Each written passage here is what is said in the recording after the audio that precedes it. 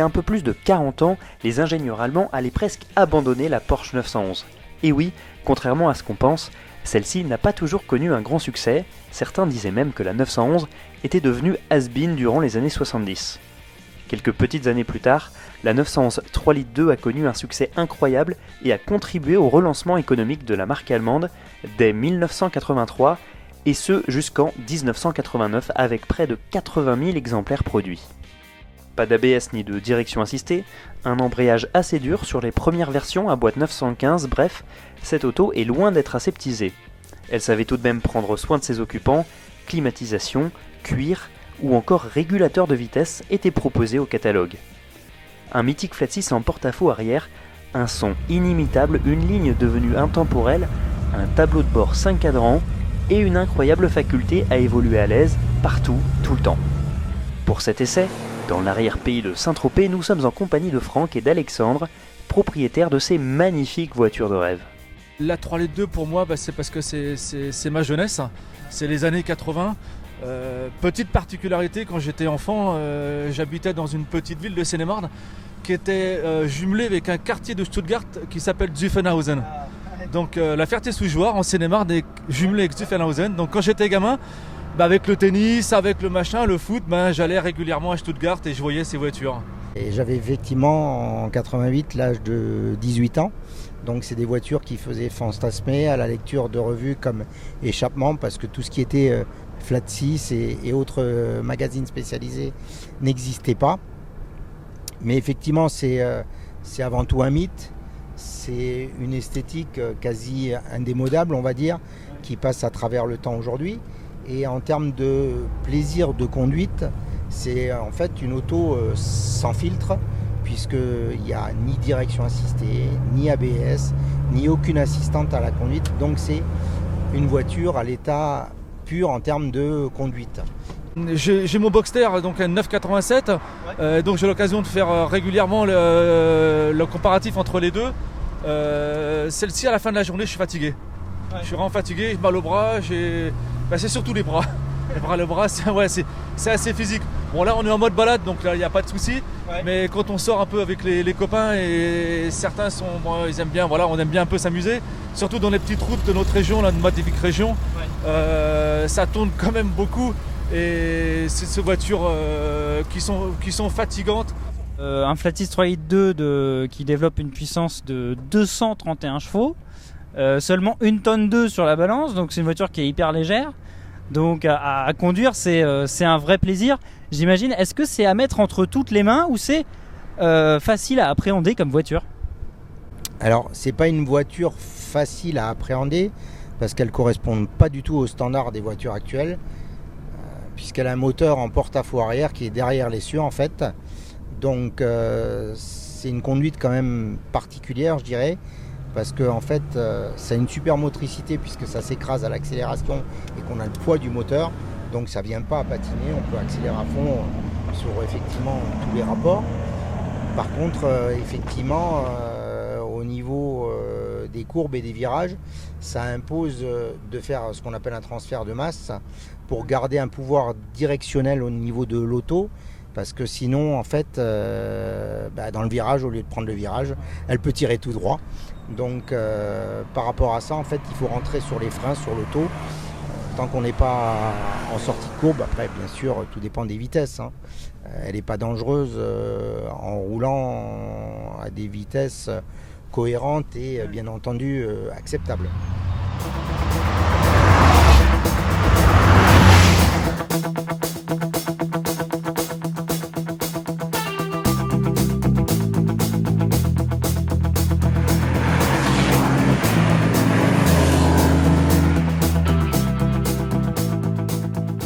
La qualité de fabrication de la 911 3 litres 2 et ses matériaux haut de gamme lui permettent de bien traverser les années, surtout la G50, plus souple avec son embrayage hydraulique, qui ajoute un surplus de fiabilité à la voiture par rapport à la boîte 915.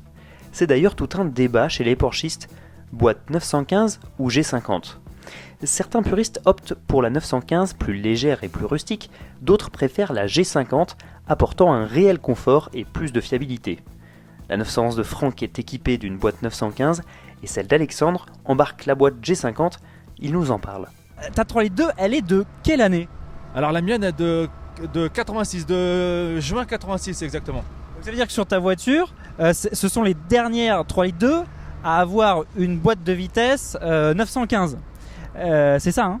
Ouais, c'est ça, c'est les toutes dernières en 915. Les boîtes G50 sont sorties le mois d'après. Voilà, parce que donc sur la voiture d'Alexandre qu'on essaye aussi, on a une boîte G50 qui est donc plus grosse, un peu plus lourde, d'environ 12 kg, plus moderne. Pourquoi est-ce que la 915 en fait, on la décrit un petit peu, elle a des défauts? Elle est particulière à la première approche. La grille est un peu plus caoutchouteuse qu'une G50. Par contre, une fois bien réglée, il faut vraiment qu'elle soit bien réglée, je dirais même que les puristes, les gars qui ont fait un peu de course, préfèrent presque l'ancienne que la nouvelle. Moi je connais que celle-ci, j'ai eu l'occasion d'essayer l'autre pour faire la différence, mais sinon je connais que la mienne et je m'en satisfais parfaitement, quoi. La petite différence, c'est que là c'est marrant parce qu'en fait sur la G50, on a la vitesse pour reculer, c'est en haut à gauche. Là, c'est en bas à droite. Le petit défaut de la 915, est-ce que, d'après toi, parce que c'était un peu la maladie à cette époque-là, est-ce que c'est les joints de synchro entre les vitesses? Ouais, c'est ce qu'on m'a toujours dit. Moi, la mienne, moi, j'ai pas de souci là. Son défaut que je lui trouve, c'est que la première est vraiment de temps en temps était impossible à accrocher. C'est vraiment bon, faut s'y habituer. Sur la voiture de Franck, c'est une boîte 915. La boîte 915 est une boîte Porsche, mais la boîte G50, ce n'est pas une boîte Porsche. Non, effectivement, on appelle la G parce que c'est une boîte de marque Getrag qui fabrique essentiellement, par contre, des boîtes de course, de compétition. Donc effectivement, c'est une boîte qui est plus grosse en dimensionnement que la 915 pour admettre des couples et des puissances plus élevées. C'est d'ailleurs la boîte qu'on va retrouver sur la génération d'après, la 964 en fait, qui est équipée exactement de la même boîte que celle-là. Et donc effectivement, elle est apparue sur la 3 litres 2 en 87. Il y a eu 3 années de production en boîte G50, donc 87, 88 et 89. Ouais. Donc la boîte G50, elle est un peu plus lourde, je crois que c'est entre 12 et 15 kg par rapport à la 915. Et voilà, dimensionnement un peu plus gros. Donc c'est une boîte qui tient mieux le couple, qui est peut-être plus fiable aussi dans le temps. Justement, on en arrive à l'entretien d'une Porsche 911 3 litres 2. Comment ça se passe? Toi, depuis que tu l'as acheté, il y a 7 ans, quelles sont les petites choses que tu as dû faire dessus? Et qu'est-ce qu'il faut prévoir à l'entretien sur une voiture comme celle-ci?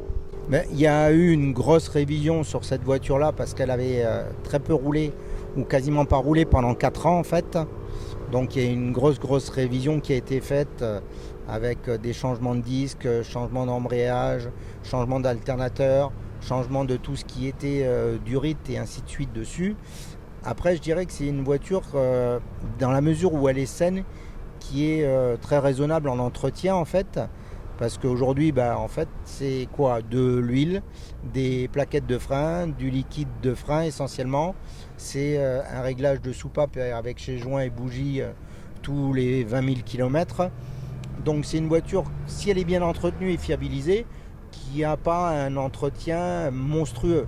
Après n'oublions pas que c'est des voitures qui ont aujourd'hui plus de 30 ans. Donc effectivement si rien n'a été fait dessus, là le budget peut très vite s'envoler. Elle a 229 000 km. Moi, je l'ai depuis 8 ans. Bon, je roule pas beaucoup avec. Elle fait 2 à 3 000 km par an. Moi, c'est un entretien tous les 2 ans. Tous les 2 ans, elle y va. Donc, bon, on a l'impression de mettre de l'huile neuve à la poubelle. Mais bon, non, elle est plus neuve. L'entretien, c'est relativement facile. Bon, je le fais pas moi-même. Je le vois même, je vais toujours chez les spécialistes Porsche pour l'entretien. Pour un passionné qui regarde peut-être cette vidéo, qui souhaiterait passer le pas et acheter une 911 3 litres 2, d'après toi, combien ça cote? Quel est le budget qu'il faudrait débourser pour un modèle comme le tien? Aujourd'hui, un modèle comme le mien, il faudrait compter entre 43 et 45 000 euros.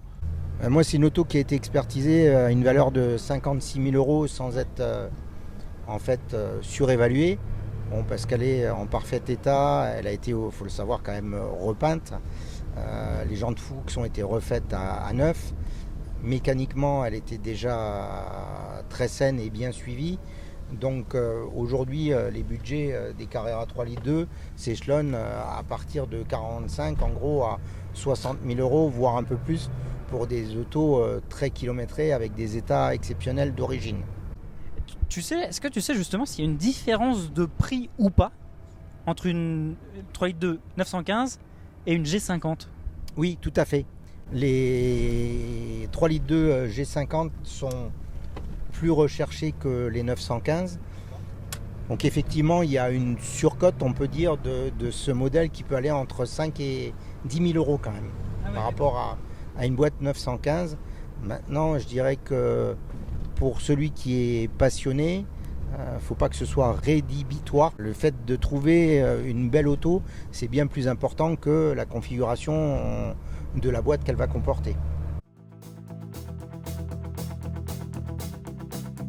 Merci Franck, merci beaucoup Alexandre de nous avoir accueillis à bord de ta Porsche. Puis nous, on se retrouve très très bientôt sur notre chaîne YouTube pour de nouveaux essais.